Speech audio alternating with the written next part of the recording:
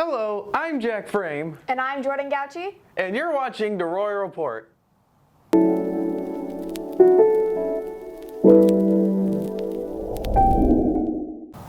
So, how have you been, Jordan? I'm doing well. How about you? I'm doing good. I've been swimming a lot recently. It's very therapeutic. Oh, cool. Did you know that there's a swim team here?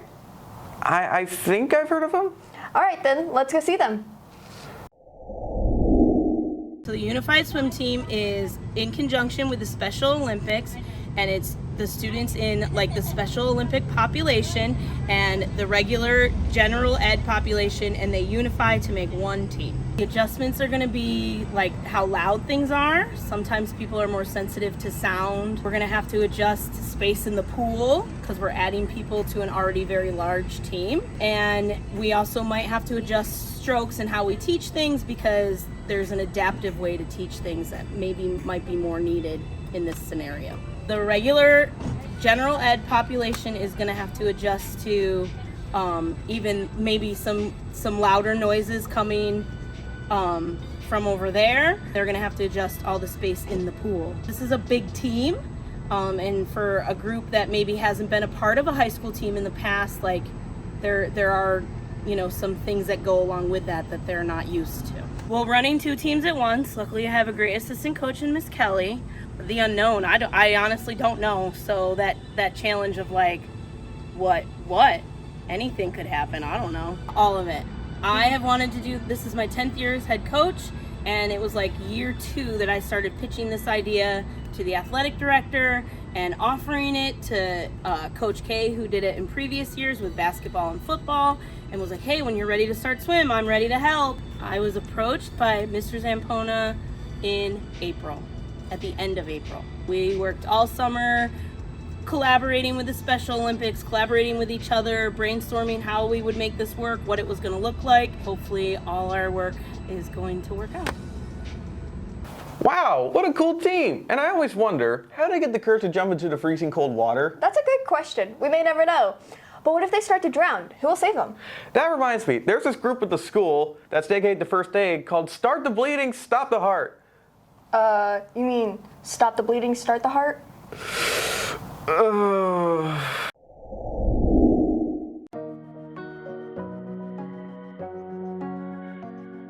It's important to teach students stop the bleed and restarting the heart, hands-free CPR, so that they have the knowledge in case something happened.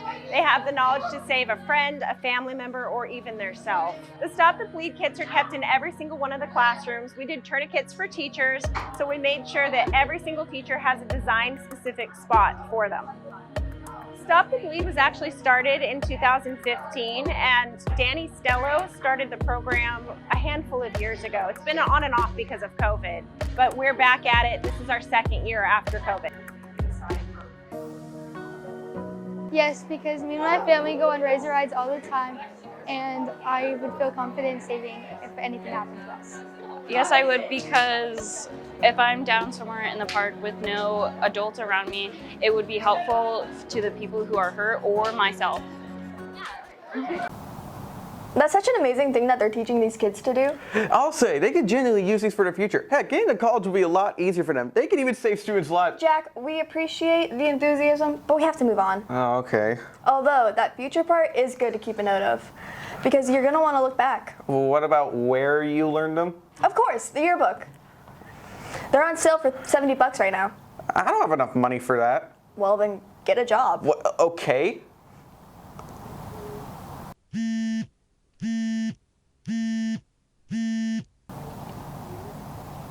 I'll pick it up. Hello? Jordan? Jordan, it's for you. Oh.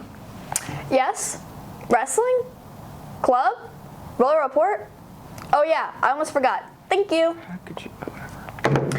How could I almost forget about the wrestling? Here's some footage about the wrestling club. Club wrestling is just like any other sport that has a club.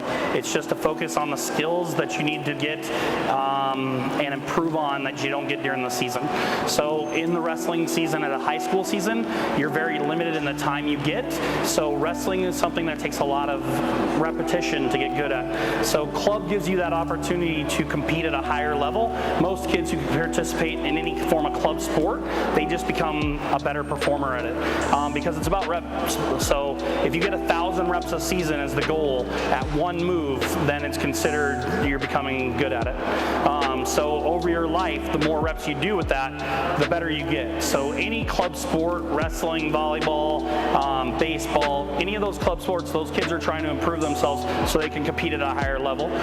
Wrestling being a 3-month sport in the high school level, if you were to wrestle just the 12 months you have, 16 months a year, your 4 years of high school, it's very hard to become a state champion because you're on an individual basis, and we wrestle kids from all over the state. So.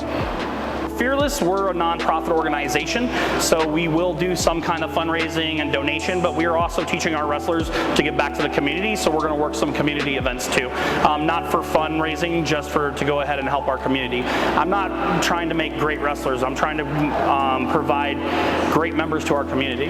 So it starts November 1st, wrestling starts at the beginning of December, and then we wrestle through the middle of February. You know, I'm starting to feel like wrestling is fake. Shh, don't. Okay, I was just saying. Whatever. Anyways, that'll be it for today's Roll Report. I'm Jack Frame, and make sure to stay fresh. And I'm Jordan Gauchi, and dream big.